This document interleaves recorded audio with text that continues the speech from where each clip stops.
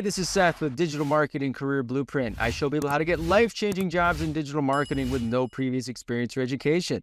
And that includes my very special guest today, Adrian, who dropped out of college and was working some odd jobs before he found my course. And he lives in Puerto Rico. He took my training, hustled very, very hard, and ended up getting a digital marketing internship, which led to a role. And now he's working remotely in Puerto Rico, making a total of about $60,000 a year, which is much higher than the average salary in that area. And he has been traveling throughout Central and South America. He even took a cruise. He has so much flexibility and ability to travel. He's truly a digital nomad. So I'm very excited to share his story with you. Thanks for being here, Adrian. Yeah, thank you, Seth. I mean, it's a pleasure to be here and excited to share my story. Awesome, man. It's my pleasure. Glad to be talking with you. So why don't you tell people a little bit about your current job that you have right now? Yeah, so my current job, I'm basically managing Meta and Google ads for direct-to-consumer brands. I'm managing as a total about 300,000 per month. And yeah, it's a lot of analyzing data, looking at creatives, seeing what works and what doesn't, and yeah, a lot of conversations with clients. Yeah, man. Yeah. And so that is a huge amount of budget to be handling. And I know you had said, like, we're going to unpack quite a few things in this interview. So what are you making at this job? At the job, I'm making 50K. Yeah, Got it. And is it remote? completely remote. Yeah. Yeah. And I know you were saying that gives you that flexibility to travel, but that is a very entry level salary. You've been in the field for a little while, but I think you said this is your first real direct to consumer agency position. Is that correct? Yeah, that's correct. My past roles were a bit more with local clients and in-house. So this is my first like full agency role working with direct to consumer brands. Um, so yeah. Yeah. So in a way, even though you've worked in other jobs, this is kind of like your first job. It is that you've heard me say, guys, over and over, the first job should pay around 45K to 60K. This is perfect for an entry level job.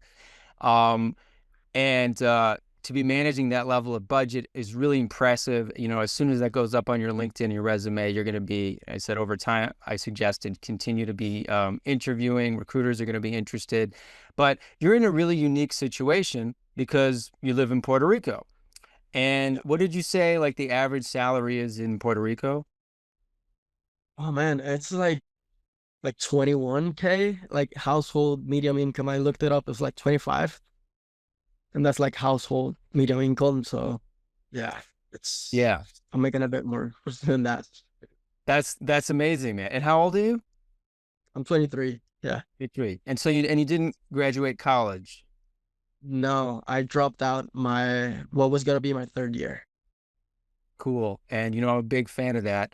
And we'll dig more into how you got here and stuff, but I just wanted to unpack these initial cool things. So you're making a lot more than most people in your area, and you have your base job. And do you have a client or two on the side? Yeah, it's just a quick client. It's more like a local business, and I help them with all of their media and paid ads. So it's good side income that at the end of the day, Sounds like a it's fun to really, have. yeah. It sounds like, excuse me, really good income because you're making, we said, like 10K a year. So for a Yeah, total of about 60. yeah, Yeah, that's amazing, guys, to think he's got like one or two clients. He's making that. The side clients alone are, for him, like half of what, is median income in his area. Um, and as I said to Adrian before, it's amazing to think he's just starting out, really. He will, be only increasing his earnings and responsibility throughout his career. So I wanted to talk about how you got here, but I also, before that, I wanted to talk a little bit about your travel because that's something that caught my eye. It sounds really cool. yeah, What have you been doing this year? Where have you been going? What's life been like working this job and traveling? yeah. I mean, this year has been all over the place. I did a trip through January through March with my best friend. We were traveling all over Central America. Bit of a backpacking trip, but also working as well. So we visited 4 countries in there. I then like hopped on a cruise, worked on the cruise as well. Um, Then went solo to Mexico for like a month and a half. So I just got back from that like a month ago. And now I'm going to Colombia. Like I got a one-way ticket to Colombia, to Medellin. And yeah, we'll see where that takes us. That does sound amazing. And what was the cruise like? Where was that going? I took it from here, from Puerto Rico, and I went through like the Lesser Antilles. So it was like a week, and I took like Thursday and Friday off. So it was still a good reset from work, but the Monday through Wednesday I was working pretty much. On a cruise ship. And this is in the Yeah, Caribbean. This everything's in the yeah, Caribbean. Yeah, yeah. Well, it doesn't sound too bad, man. And now you're heading to Colombia, and do you have any, yeah. plans, or you just kind of gonna be nomading around? I wanna try Medellin, see what it's like, because I'm trying to find like a base, just to stay a bit longer, and then I could like explore other places for a shorter time. Um, but yeah, I've heard great things about Medellin. I've heard it's a great digital nomad hotspot. So yeah, I'm gonna check it out, see if I like it, and if I do, I might stay or just come back. That's great, man. And it's really great. You're traveling down there. That's where you're making USD and you can really make it Yeah. go far in Central and South America. Uh, so that's really exciting. We may dig into that a little bit more because it's so, it's what a lot of people dream of. It's very exciting. But let's just go back to, how you got to where you are now. So like, what was going on in your life when you first found the course? So I took the course about 3 years ago. I was in college, second year. I was also like working part-time retail. Um, and yeah, like I knew about the course actually like a year. I found it like a year back since I took it. But it always kept in the back of my mind, right? I was in college for communication, strategic communications, film. So it was the same as communications, and it wasn't really much progress, right? I knew already that I wanted to become a digital marketer because of the flexibility of the lifestyle. I could like open my agency, work in another agency. Like there was so much things I could do with becoming a digital marketer, more specifically now a media buyer. Um, that yeah, like I wanted to get ahead, wanted to find a way, to really progress, and that's where I finally took your course, right? At that time, yeah, I was working retail in college, so I took the course pretty much on at night. I put in like 3 hours every day, and I after that I got an internship in about 2 months. That's awesome, man. So what happened at the internship? Yeah, so I got the internship, and funny enough, like I got it the same day I started applying. So I submitted my resume. It was a local agency here in Puerto Rico. And they called me back the same day. So that was like for me, that was what? They just called me and I just submitted my resume like 3 hours ago. Yeah. Um, so that was a big deal. And my supervisor at that time like told me, you were so impressive, right? You knew the language, like you say in the course, you like had the spreadsheet with an example of how you would do a Google Ads campaign. And that I've even interviewed people from masters, with master's degrees, and she shows me like a kid who was still in college over like people that had masters. So that was a cool fun fact about my first experience. Um, but on that internship, I basically did Google Ads all day. Launched and optimized Google Ads for small local businesses here in Puerto Rico. That's great. That is the real experience. And then, so it's an internship. So I don't imagine you were getting paid much. Um, but just getting that experience of working with real Google Ads accounts, guys, that, like you said, I mean, I think you said it really well. I mean, even people who have master's degrees do not have this hands-on experience, which is why I think it's kind of silly they even offer master's degrees in, a lot of topics. I'm really happy you dropped out of communications degree because It's completely worthless. Um, and yeah, so you worked the internship, and then tell us how you went from the internship to your first kind of actual position. Yeah, I mean, so they basically after a month offered me a part-time position. They really offered me a full-time, but I was still in college, family wants you to finish college, you have all that pressure. So I didn't drop out. I wanted to drop out back then, but I didn't do it. I negotiated like a part-time offer. So I worked as a junior media buyer for them, doing exactly the same thing, just a bit more hands-on on Meta. Um, but it was basically the same thing as a junior media buyer there. I was there for a year. Cool. And then, Yeah. when did you decide to drop out of college? I dropped out when I got like my second job working, which was like much higher pay than what I was getting on that first job. And I dropped out. Yeah, when I got that offer, really, it was just like, hey, look at this. I proved it to you that this works. Let me drop out. Right. So That's awesome, man. And I know you'd said, and that was an in-house job? yeah, it was a bit more in-house. So I was working like with one brand, and I even like tested some affiliate offers because it was an affiliate marketing like agency in a way. Like we had a lot of brands and websites and all that. So but I was majorly working on just one brand. Yeah. Got it. And so then how did it go? How did you end up, this job, you said the company you're working for, the job you have now, the company's based in Utah.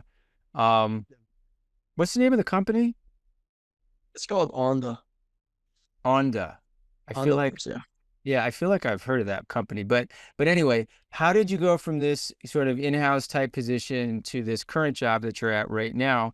And I'm curious, in all these like interviews, did your, being a resident of Puerto Rico, did that ever come up? Was it an issue? I mean, obviously you're eligible to work in the United States, but hmm how did it go getting this current job you have now?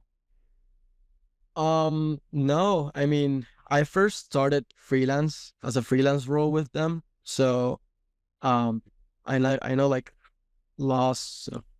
I mean, we can work as a full-time uh, employee for a US based company as well. But I first started like freelance role, and no, they didn't ask me anything about being a Puerto Rican resident. They just majorly focused on like my English level for communication with clients. Cool.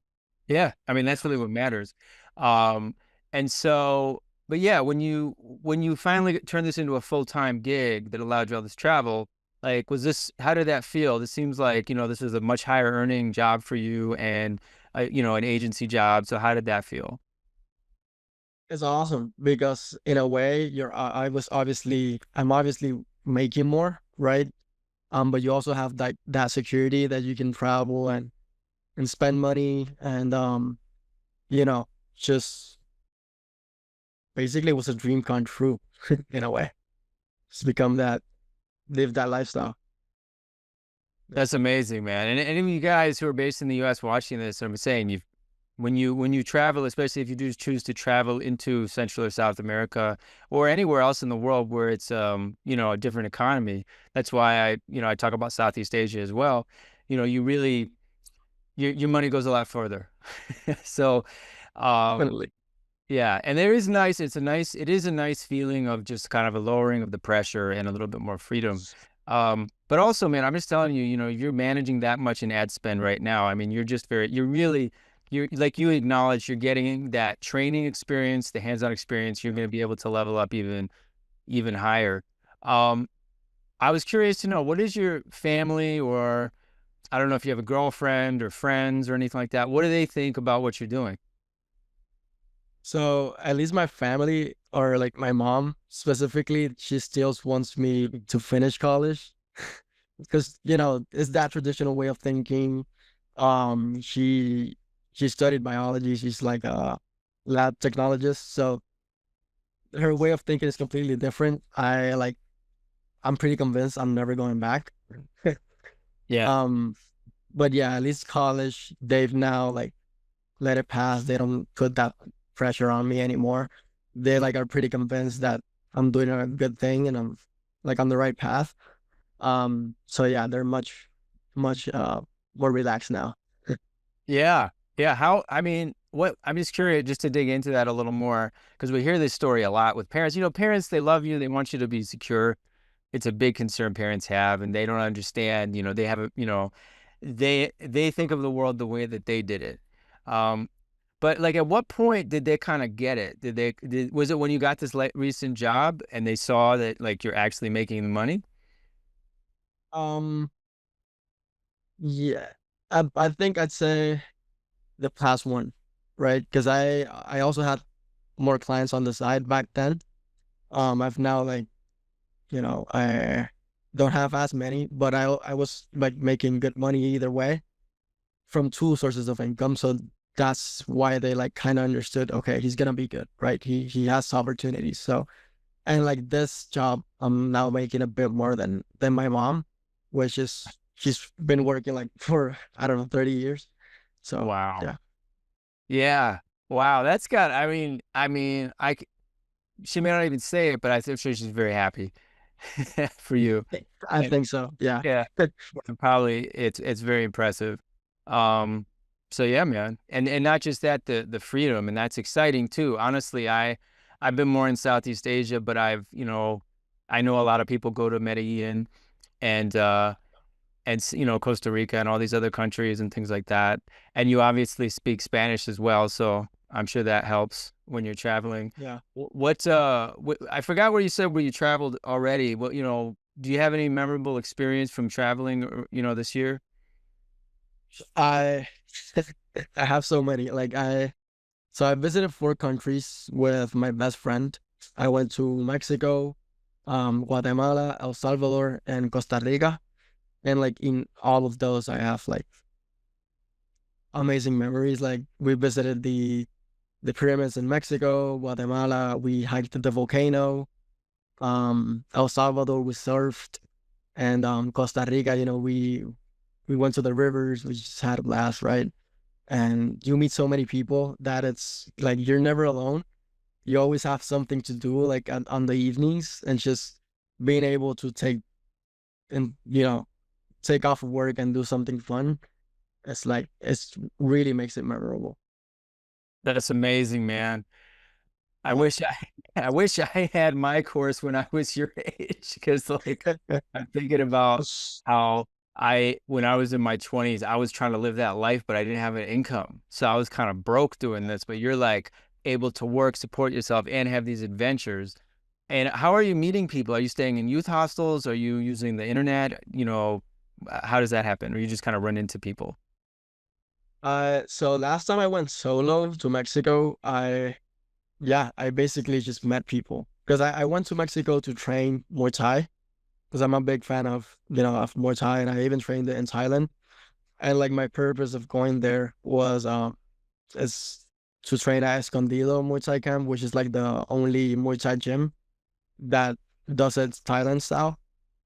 So I went there just to live that life, is having my motorcycle, going to train every day, just sparring every day. So it was really fun, and I met a lot of people at the gym and just at bars or anywhere really. It is true. I mean, when you're in travel mode, guys, it is something I think you know, in Europe, like all the kids after they graduate high school, they travel somewhere. Yeah, Could be within Europe, but a lot of them will come to Southeast Asia or Central South America. And it's kind of like a rite of passage, mandatory thing.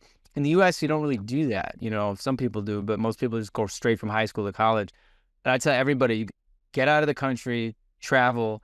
And when you're in travel mode, a lot of these problems, a lot of people are experiencing. I keep reading about it, you know, Gen Z and whatnot, having like social interaction problems and, you know, dating apps are tiring, all that. When you're traveling, like everything you described, it's like, especially if you're there for a purpose, if you go to an event or a training or something, or even if you're just sightseeing, you're going to meet other people. It's very easy to talk to people when you're in travel mode. There's just some commonality where it's just not as tense as it is in like day-to-day life. I always love doing it. Um, So yeah, man, it's inspiring. You should blog about it, or do like a YouTube channel or something. I'm sure people would love to hear more about your adventures. Uh, yeah, Yeah. I've tried I've tried filming. It's just I don't know. I don't like sitting and editing. It's a lot of work. It's a bit much more work intensive than what I thought. But I guess I get to it eventually. So yeah. yeah, it And is. like Go ahead, sorry. no, sorry, like one thing I'd say like about what you talked about meeting people, like people are always gonna ask where are you from, right? And that's like such a easy way to interact with other people and make connections, make friends. Just from that question alone, you're gonna meet so much people. It's insane. It really is insane. I was thinking when living in Thailand, and there's so many tourists and foreigners. I mean, I met people from everywhere, and it's kind of yeah, it's thrilling. I mean, that's why I live internationally. Um, and as far as blogging, yeah, it's more work than people realize. That's why when I do anything now, I just get a selfie stick and just record yourself talking. Don't have to put together a whole story unless you want to hire somebody. That's the other secret about it is, hiring an editor to do it if you want to do that kind of thing. But it is a lot of work. That's why I've been kind of lazy with my channel, you guys have seen, because, I know people who are YouTubers and bloggers and travel bloggers like, wow, it's a whole production to do one video. Yeah, You got to do, if you do want to get a YouTube or TikTok channel going, it's doable, but you have to just hustle and, be uploading videos constantly. Um, but but yeah, man, live, be present, enjoy it. Thank you for sharing your story with us. Is it okay if really. people reach out to you on LinkedIn if they have any questions? Yeah, no, of course. Reach out to me with any questions you may have. It's like work related, travel related. I'm there to help. And yeah, it's been a pleasure sharing my story with everyone in USA. And yeah, I mean everyone that's thinking of taking the course, I highly recommend it. And it's like to everyone that Spanish isn't their first language, don't be afraid of it. Don't be afraid of, of getting an international opportunity for work. It'll plan out. So Did you mean English isn't your first language? no, yeah, Spanish is my first language. Right. So you mean for people who English is not their first language? Exactly. Yeah. Right. Yeah. Yeah, Yeah. man. Yeah, well said. No, it's, as long as you're fluent, doesn't matter. You know. And as long as you like know your work, that's all that matters really, and you can communicate in an effective way that you'll find plenty of opportunity. Yeah. And plus, man, I mean, from your end, I've had students who were bilingual. I remember a student of mine a few years ago, she had a insurance company was a client because they were targeting American. I don't know if it was an American company, but I think they had a very strong, um, they had a big reach in the Hispanic market in the US. Right. So she was doing English and Spanish SEO. And that's another, some of these job offers, I will say, if you really scour LinkedIn, you will find them where they want all the SEO skills or the PPC skills, and then they also want bilingual. Yeah. I think Spanish is usually the primary, but you could also be another language, French or Italian, whatever it is. But if it's a bilingual job, you've just cut the talent pool even more, um, Exactly. Yeah. but but either way, guys, this is very inspiring. I appreciate that, man. I usually ask people if they have anything else they want to say, but you already said it, so that's awesome. Yeah, man. It's great chatting with you. Let's stay in touch. I'm really excited to see where you go from here, and we'll talk soon. Of course, man, I appreciate the opportunity. So